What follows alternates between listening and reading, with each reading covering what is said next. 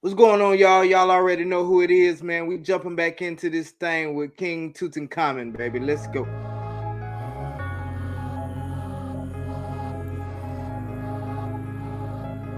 Let's go.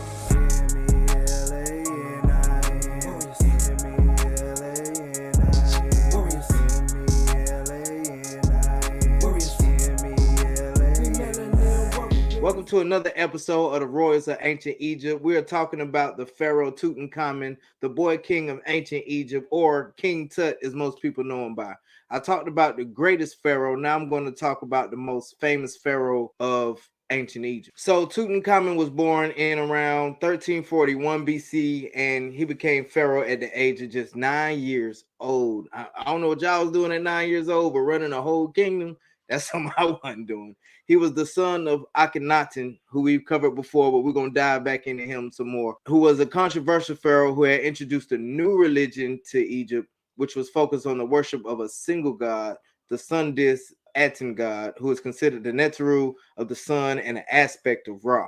When Akhenaten died, Tutankhamun inherited the throne, and he quickly reversed his father's religious reforms, returning Egypt to the traditional religion. So Tutankhamun's or King Tut's reign was short-lived, but he is remembered for several reasons, y'all. Firstly, he is known for his extravagant burial in the Valley of the Kings. I mean, you guys probably seen this somewhere, somehow, some form of fashion before, but I mean, he had his burial site and his tomb and everything was laid out. So when Tutankhamun died at the age of 18, he was buried with an incredible amount of treasures, gold, silver, precious gems, and all sorts of stuff, man. His tomb was discovered in 1922 by a British archaeologist, Howard Carter, and it is said that this is one of the most significant archaeological discoveries of all time. That's what they say. I mean, teach his own, I guess. So King Tut's legacy also tied to his role in restoring the traditional religion of Egypt. So after his father's reign, like I mentioned before, the Egyptian people were ready to return to the old ways, and Tutankhamun was the perfect candidate to do so. So real quick, explaining the old ways. His father Akhenaten pretty much took on the role of, as far as religions go, they chose to worship just one Netru above all others, and just that one.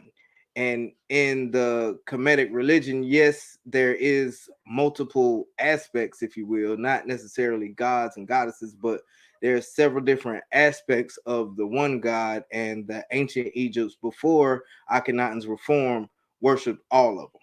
So let's go ahead and jump back in. Just wanted to get y'all that a little bit. So, like I was saying, they was ready for a return to the old ways, and Tutankhamun was the perfect candidate to do so.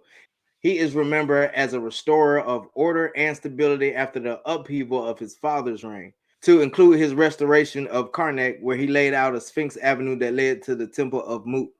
They were originally created by Akhenaten and Nefertiti, who I will cover later, giving them new ram heads and small depictions of himself.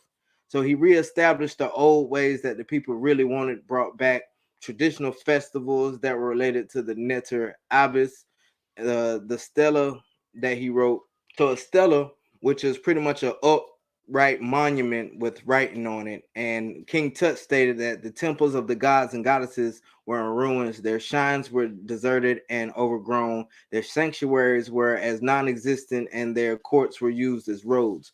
The gods turned their backs upon this land. If anyone made a prayer to a god for advice, he would never respond.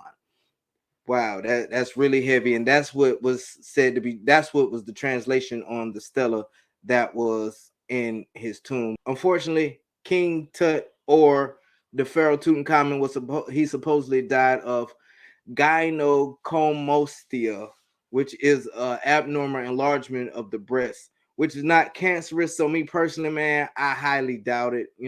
I don't really. It's hard to say really how he passed, but everybody has their own speculation, so we're gonna leave it at that. So Tutankhamun, y'all, was an important figure in ancient Egyptian history. I hope y'all enjoyed this as much as I have, man, because this was a very fascinating story. If y'all want to know more in detail, things like that, um, do your research, guys, or holler at my brother on MF and research if you don't know how to research. But anyway, his reign may have been short, but his legacy has endured for thousands of years.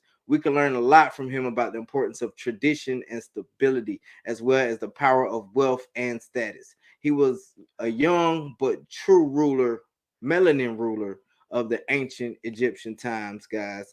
And like always, man, y'all go ahead and like, subscribe, share, follow me on TikTok, Instagram, Facebook, man. Y'all check out the merch / apparel at the Melanin Warriorz Podcast.myshopify.com, man.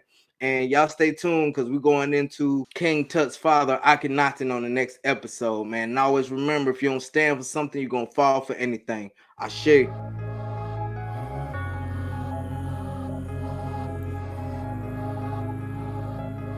Let's go.